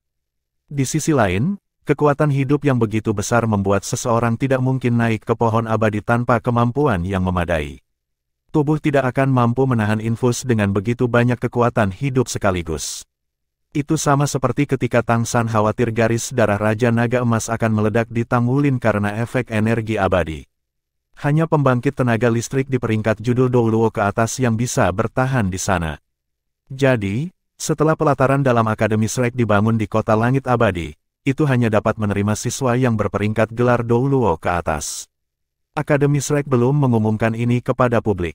Sementara itu, orang-orang yang bekerja dan membangun Kota Langit Abadi di atas mahkota secara alami adalah pembangkit tenaga listrik dengan peringkat judul Douluo Akademi Shrek. Tang Wulin menjadikan dirinya sebagai contoh dan menjadi pemimpin operasi. 7 monster Shrek juga ada di sini. Mereka semua mampu terbang, jadi tidak dianggap terlalu merepotkan bagi mereka untuk mengangkut beberapa material dari Kota Shrek. Kakak laki-laki. Dalam sekejap, siluet tiba di sebelah Tang Wulin. Itu adalah Xie yang sangat bersemangat. Kakak, kamu tersenyum sangat lebar sehingga sudut mulutmu menyentuh telingamu. Kamu pasti baru saja selesai menelepon Gu Yue, kan? Tang Wulin berbicara dengan nada yang tidak menyenangkan. Apakah Anda punya begitu banyak waktu untuk menganggur? Jika Anda bebas, mengapa Anda tidak melanjutkan dan melakukan beberapa pekerjaan? Xie terkikik. Kakak, menurutmu kapan aku harus melamar Yuanen? Iya. Kekhawatiran saya sekarang adalah tidak bisa mendapatkan restu ayahnya. Dia selalu dalam suasana hati yang buruk ketika dia melihatku. Petik 2. Tang Wulin berkata, apakah Anda harus berkonsultasi dengan saya tentang masalah ini? Kau begitu tak tahu malu. Bahkan jika Anda gagal sekali, Anda bisa mencobanya beberapa kali lagi. Mungkinkah Yuanen masih akan meninggalkanmu? Xie berkata dengan ekspresi pahit. Yuanen berkata bahwa dia hanya bersedia menikah denganku jika aku bisa mengalahkannya. Namun, dia berkembang sangat cepat setelah menyerap kekuatan hidup baru-baru ini sehingga dia akan segera menerobos ke limit Douluo. Bagaimana saya bisa mengalahkannya? Tang Wulin tertawa terbahak-bahak. Dia menepuk pundak Xie dan berkata, saudaraku, kamu sendirian sekarang. Hei, kakak, itu tidak benar bagimu. Anda memiliki semua yang Anda inginkan untuk saat ini. Bantu saudara dan beri saya beberapa ide. Xie memiliki ekspresi memohon di wajahnya. Aku akan memberimu 4 kata. Ketekunan, kesabaran, agresivitas, tanpa henti. Bagaimanapun, saya memberitahu Gu Yuena bahwa kami akan mengadakan pernikahan kelompok bersama nanti. Kemudian, kita harus melakukan perjalanan bersama-sama. Ini dianggap pembenaran yang tepat, bukan? Lihatlah Zheng Yu. Proposalnya beberapa hari yang lalu sukses. Lizzie terlihat sangat pemalu akhir-akhir ini. Saya pikir sudah waktunya untuk dia juga. Kau satu-satunya yang menyusahkan. Xie berkata dengan ekspresi tak berdaya. Kakak, aku juga tidak memintanya. Baiklah kalau begitu. Biarkan saya mencobanya. Bagaimanapun, Yuanen tidak tahan untuk memukuliku lagi. Kakak laki-laki, bagaimana menurutmu jika aku masuk ke kamar mandi ketika dia sedang mandi dan melakukan apa yang tidak bisa diurungkan?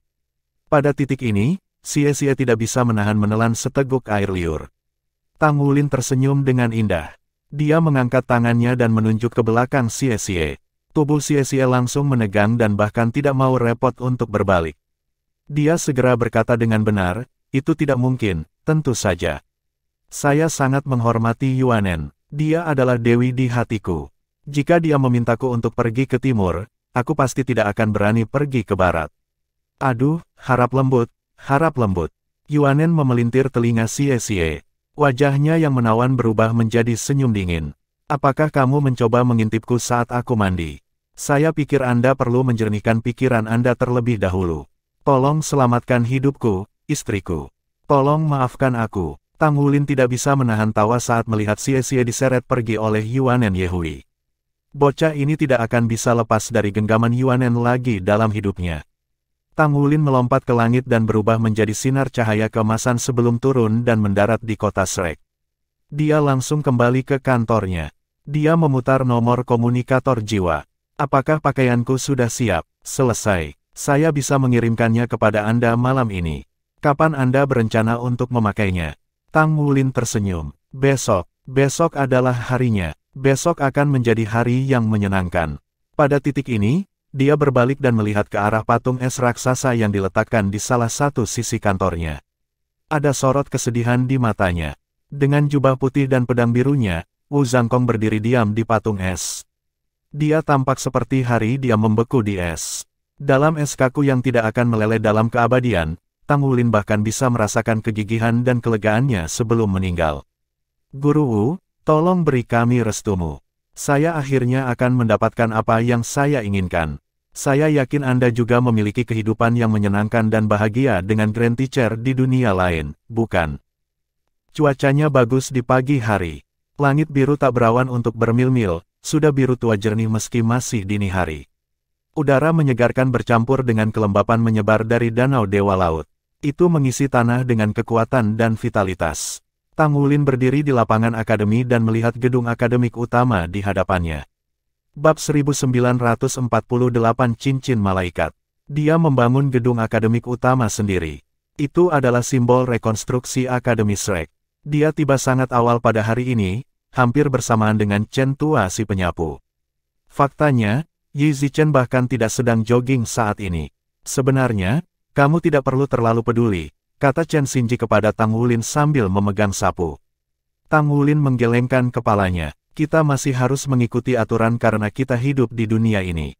Selain itu, Shrek perlu menjaga kenetralannya seperti tradisi. Kita tidak bisa mengubahnya hanya karena aku sendiri. Selain itu, Anda harus mengizinkan saya untuk pensiun setelah membuat tanda saya. Lihat dirimu. Bukankah Anda pergi dari War God Hall ke Akademi Shrek kami dan menjadi penyapu Chen Tua kami? Chen Xinji berbicara dengan nada muram, seorang pria tidak mengecam orang di belakang mereka. Mata mereka bertemu dan mereka tidak bisa menahan tawa. Tang Wulin berkata, saya memberi diri saya waktu 10 tahun. Saya perlu bersantai dengan benar dan saya perlu membangun rumah yang sebenarnya milik saya. Shrek dan Sekte Tang akan tetap menjadi rumahku dan aku masih bisa kembali kapanpun aku mau. Tatapan Chen Xinji sedikit terfokus untuk sesaat. Apa yang terjadi 10 tahun kemudian?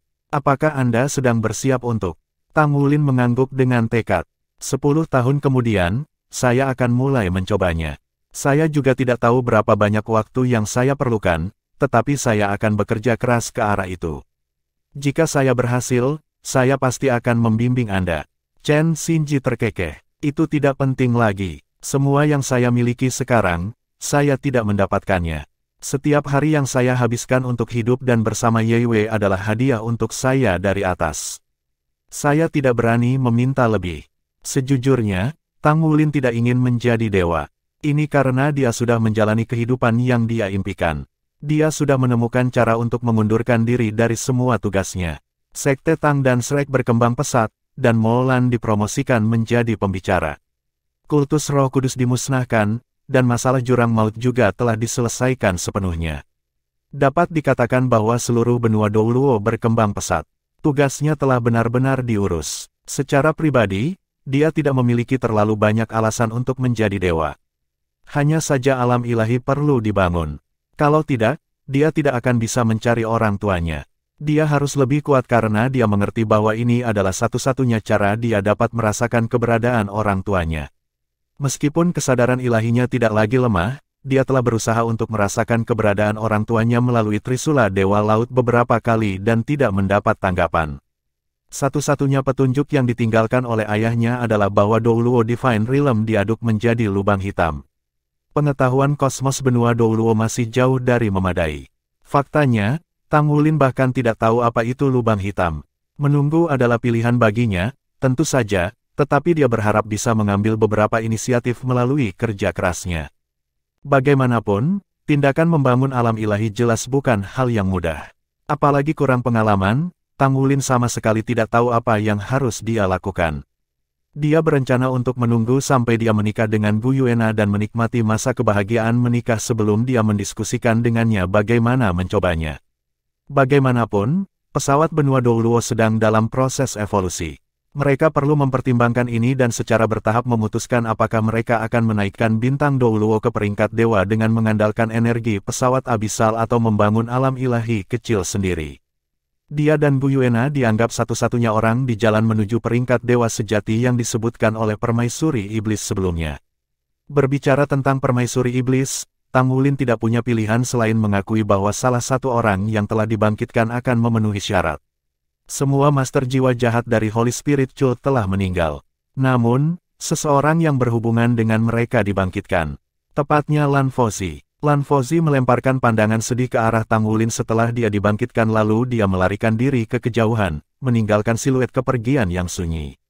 Ini membuat Tang Wulin menyadari bahwa meskipun dia adalah putri permaisuri iblis, dia tidak pernah melakukan perbuatan jahat.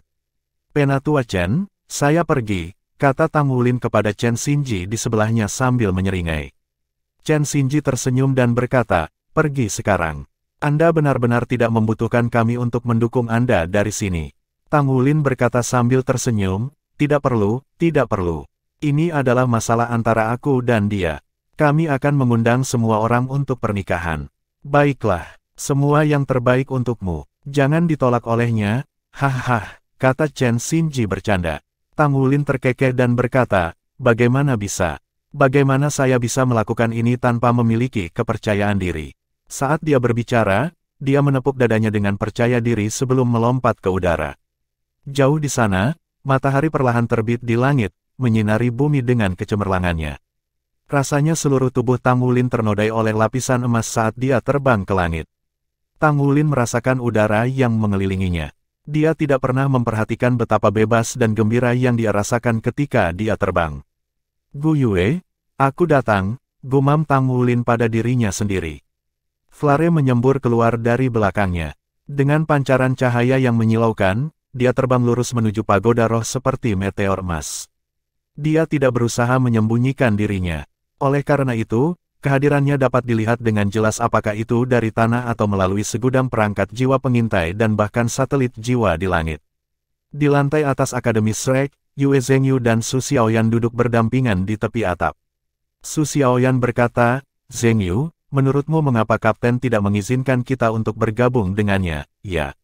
Saya pikir sebuah lamaran harus sangat megah dengan teman dan keluarga di sekitar untuk memberikan restu. Yue Zhengyu terkekeh dan berkata, kakak pasti punya ide sendiri. Dia memberitahu kami bahwa kami akan mengatur pernikahan bersama, bukan? Ini akan menjadi kerumunan yang ramai saat itu. Proposal harus antara dua orang, jadi dia melakukannya sendiri. Apa maksudmu dengan mengatur bersama? Apa kau sudah melamarku? Su Xiaoyan bertanya dengan nada tidak menyenangkan. Yue Zhengyu membalikkan telapak tangannya. Sebuah cincin muncul di telapak tangannya seolah-olah dia sedang melakukan trik sulap. Xiaoyan, hanya kita berdua di sini sekarang. Menikahlah denganku, maukah kamu? Su Xiaoyan jengkel. Jadi begini caramu melamarku. Jadi ceroboh. Huff. Yue Zhengyu berkata sambil tersenyum, lihat ini. Kami menyaksikan matahari terbit dan kami menikmati aura yang dipenuhi dengan vitalitas dan kecemerlangan di bawah iluminasinya. Kami berada di atap Akademi Shrek. Semua yang ada di sini saat ini adalah satu-satunya. Cintaku padamu juga satu-satunya. Formalitas adalah konstruksi. Apalagi yang bisa dibandingkan dengan cinta tulus saya untuk Anda.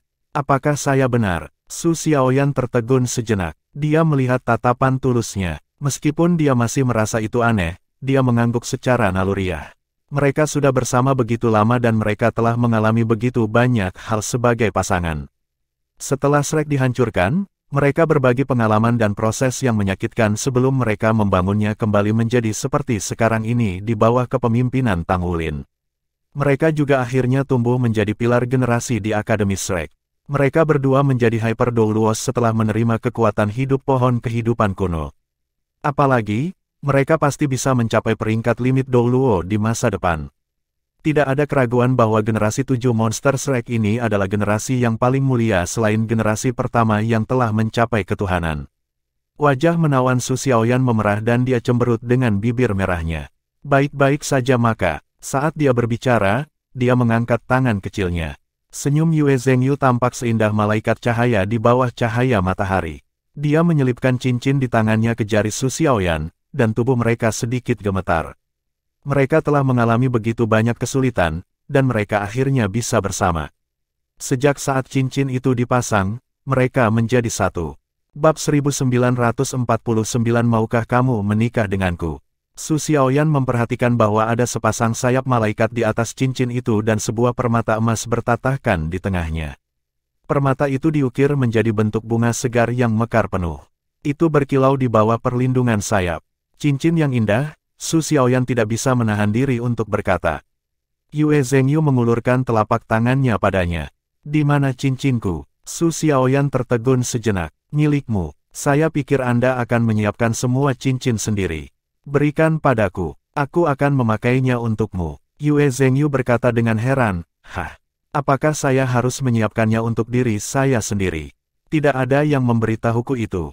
Orang-orang ini tidak bisa diandalkan. Su Xiaoyan terkikik. Bocah bodoh. Saat dia berbicara, kilatan cahaya datang dari tangannya.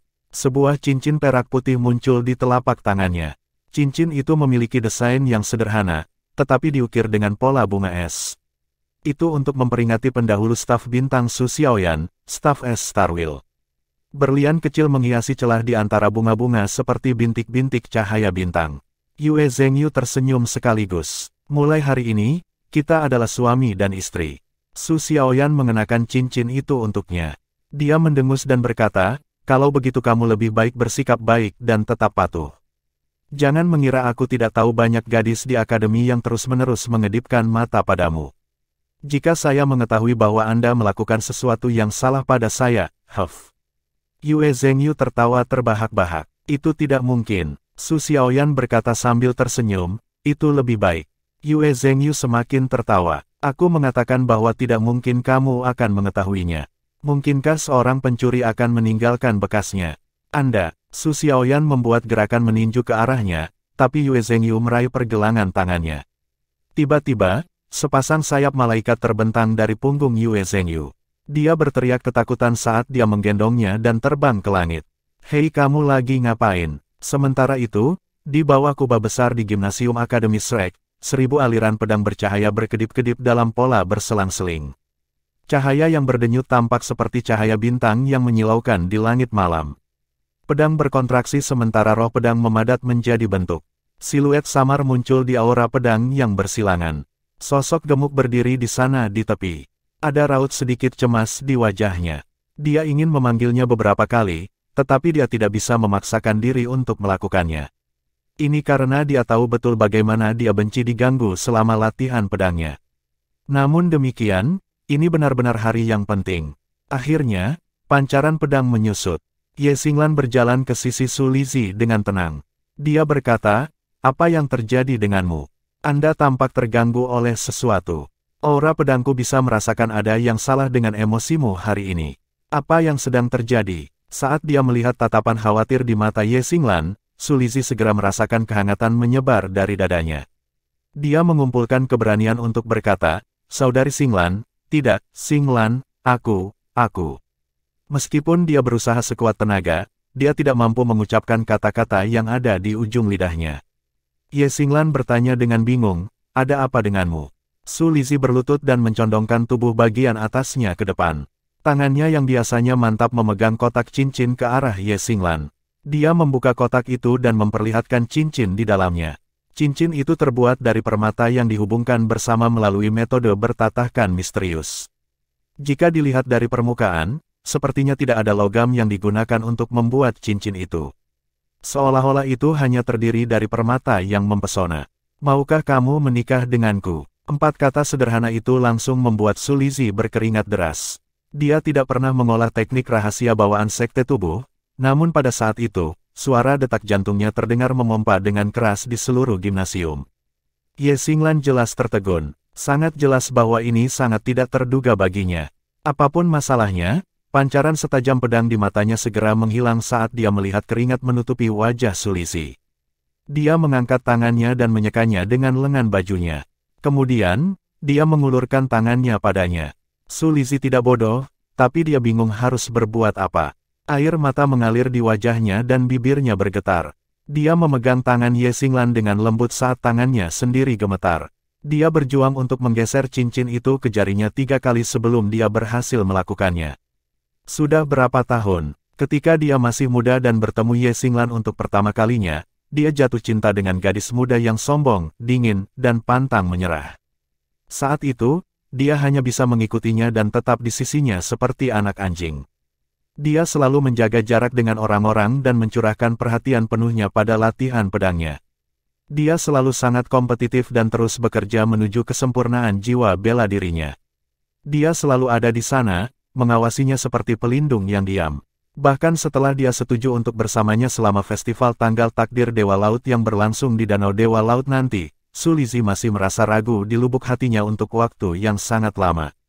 Dia tidak pernah terlibat dalam keintiman dengan dia sampai sekarang.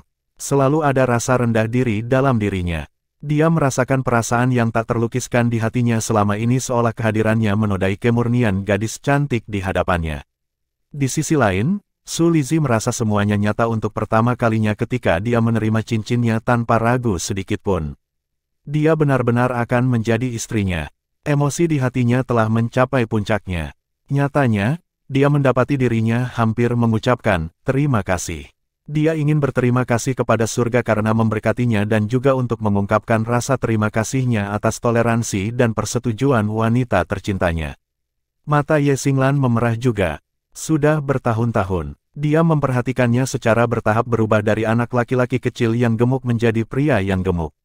Namun, dia tidak pernah mengubah cara dia memandangnya.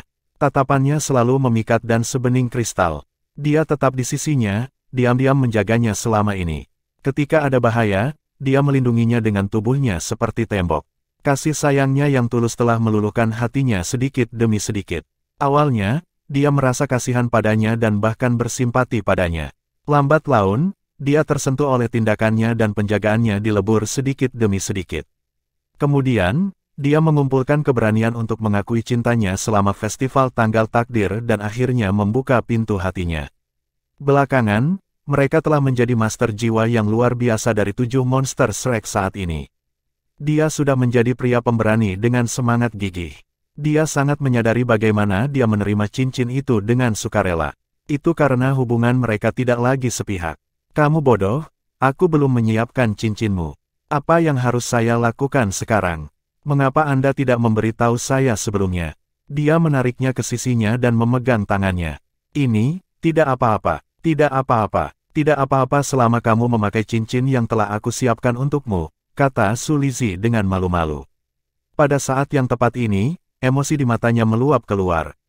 Ye Xinglan berkata, bagaimana bisa? Mohon tunggu sebentar. Saat dia berbicara, dia melonggarkan cengkeramannya di tangan Su Lizzie dan mundur selangkah.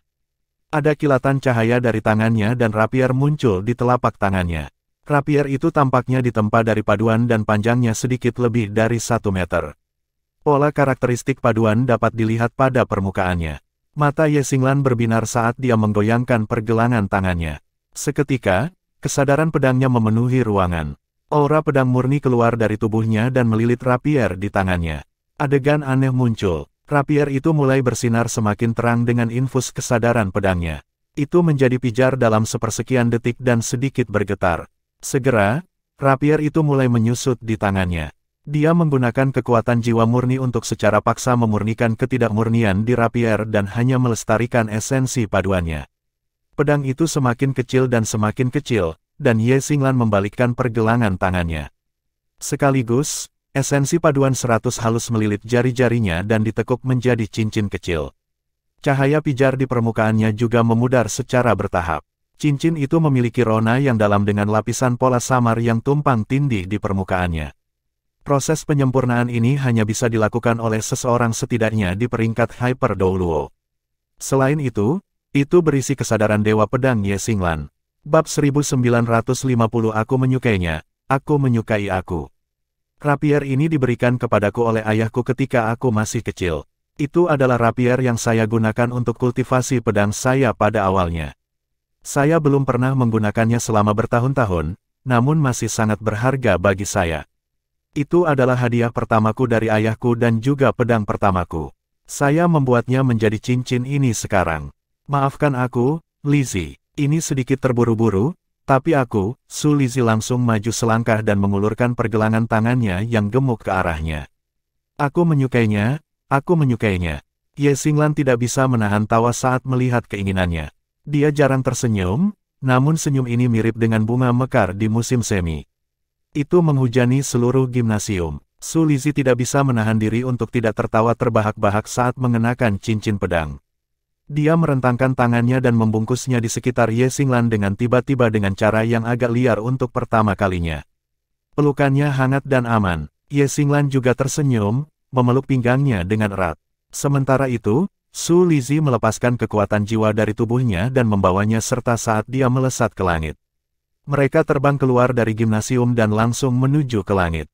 Di tepi danau-danau Dewa Laut, mata Xie mengungkapkan kegelisahannya saat dia melihat air danau yang jernih.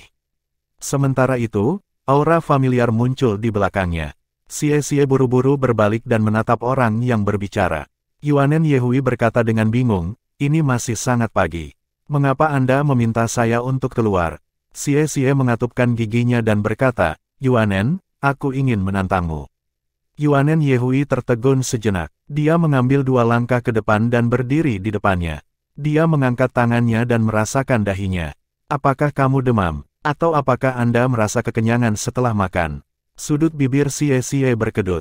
"Mengapa saya akan kekenyangan setelah makan?" Yuanen Yehui tersenyum dan berkata, "Jika tidak, mengapa kamu datang untuk dipukuli?" Xie tidak bisa menahan perasaan jengkel. "Bagaimana kamu begitu yakin bahwa aku tidak akan bisa mengalahkanmu?" Yuanen Yehui mengangkat bahu. "Apakah kamu tidak tahu itu di dalam hatimu?" Xie berkata dengan marah, "Saya menolak disesatkan oleh kekeliruan. Ayo, datang dan pukul saya jika Anda bisa." Yuanen Yehui berkata sambil tersenyum, "Tentu." Saat dia berbicara, dia menyerang ke arah Xie dalam sekejap. Mereka benar-benar terlalu akrab satu sama lain. Dia sangat menyadari spesialisasi Xie. Xie sangat cepat, jadi dia tidak akan pernah membiarkan dia memanfaatkan kecepatannya. Sejak dia membalas dendam untuk ibunya, menghidupkan kembali hubungannya dengan ayahnya, dan kembali ke klannya, temperamen Yuanen Yehui sebenarnya telah banyak berubah. Dia jauh lebih menyenangkan dibandingkan sebelumnya. Namun, Yuanen Tiandang lebih menyayangi putrinya setelah dipersatukan kembali dengannya, tentu saja. Dia tidak memiliki kesan yang baik tentang calon menantu laki-lakinya, Xie. Dia memainkan beberapa trik untuk menghukum Xie pada beberapa kesempatan, dan Xie menahannya dalam diam. Hukuman ini dilakukan di belakang punggung Yuanen Yehui, dan Xie terlalu malu untuk mengadu padanya. Siluet Xie melintas ketika dia dihadapkan oleh Yuanen yang menyerangnya. Seluruh tubuhnya berubah menjadi ilusi. Mengingat Yuanen Yehui sudah familiar dengan strateginya, bukankah dia juga akan familiar dengan tekniknya? Tamparan Yuanen Yehui meleset. Dia berteriak, "Ayo pergi ke langit." Tidak perlu pengingatnya. Siluet Xie berkedip dan dia terbang ke arah langit untuk mencegah kerusakan area di sekitar Danau Dewa Laut. Yuanen Yehui mengikuti dari belakang. Salah satu dari mereka mengejar sementara yang lain melarikan diri, dan mereka tiba jauh di atas dalam sepersekian detik. Xie memutar tubuhnya dan menyihir belati naga cahaya di tangannya. Sosoknya berkedip terus-menerus saat dia dengan cepat membelah menjadi 6 rangkap. Salinan itu dengan licik menyerang Yuanen Yehui dari 6 arah. Belati naga cahaya memancarkan aura ketajaman dan cahaya sambil memancarkan raungan naga yang samar. Cahaya berdenyut secara acak pada belati, membuatnya terang atau gelap pada waktu yang berbeda. Itu tidak dapat diprediksi. Aspek yang paling menonjol dari jiwa bela diri Xie yang telah berevolusi menjadi naga ruang waktu adalah ketidakpastiannya. Yuanen Yehui menyadari bahwa Xie serius dengan pertandingan saat dia melepaskan kemampuannya yang paling efektif di awal. Segera, dia memutuskan untuk tidak menahan diri juga. Masih di langit, dia melangkah maju dengan kaki kirinya, dan seketika, udara di sekitarnya meledak dengan ledakan keras. Rasanya seperti udara mendidih saat area besar cahaya terdistorsi menyebar keluar. Dilihat dari kekayaan kekuatan jiwa mereka, Yuanen Yehui, dengan jiwa bela diri kembarnya, hanya didahului oleh Tang Wulin di Shrek Seven Monsters. Getaran yang dibuat kakinya menyebabkan seluruh langit bergoyang. 6 klon Xie melambat seolah-olah mereka telah tenggelam ke dalam lumpur. Apalagi mereka sedang mengungsi. Yuanen Yehui mengayunkan tinjunya. Seketika, udara melengkung mulai melonjak ke arahnya, memotong daerah sekitarnya. Pukulan itu tidak ditujukan pada salah satu dari 6 siluet Xie tetapi udara tipis. Meski begitu, itu menyebabkan 6 duplikat tersandung dan jatuh. Itu adalah pukulan Dewa Titan. Pukulan ilahi Titan milik Yuanen Yehui menyatu dengan pukulan ilahi Cloud Vortex miliknya. Kekuatannya pasti bisa digambarkan sebagai menakutkan. Ini juga alasan dia memiliki kepercayaan diri yang mutlak ketika dia bertanding melawan Xie. Terlepas dari kecepatan Xie, itu sama sekali tidak berarti ketika dia dihadapkan dengan kekuatan absolut, terutama kemampuannya yang bisa membelenggu area langit dan daratan. Kekuatan satu orang yang kuat bisa mengalahkan 10 pembudidaya seni bela diri. Dia tidak akan melepaskan jiwa bela diri malaikat jatuhnya ketika dia bertarung melawan Xie karena Titan Giant AP adalah pilihan terbaik untuk menaklukkan Xie.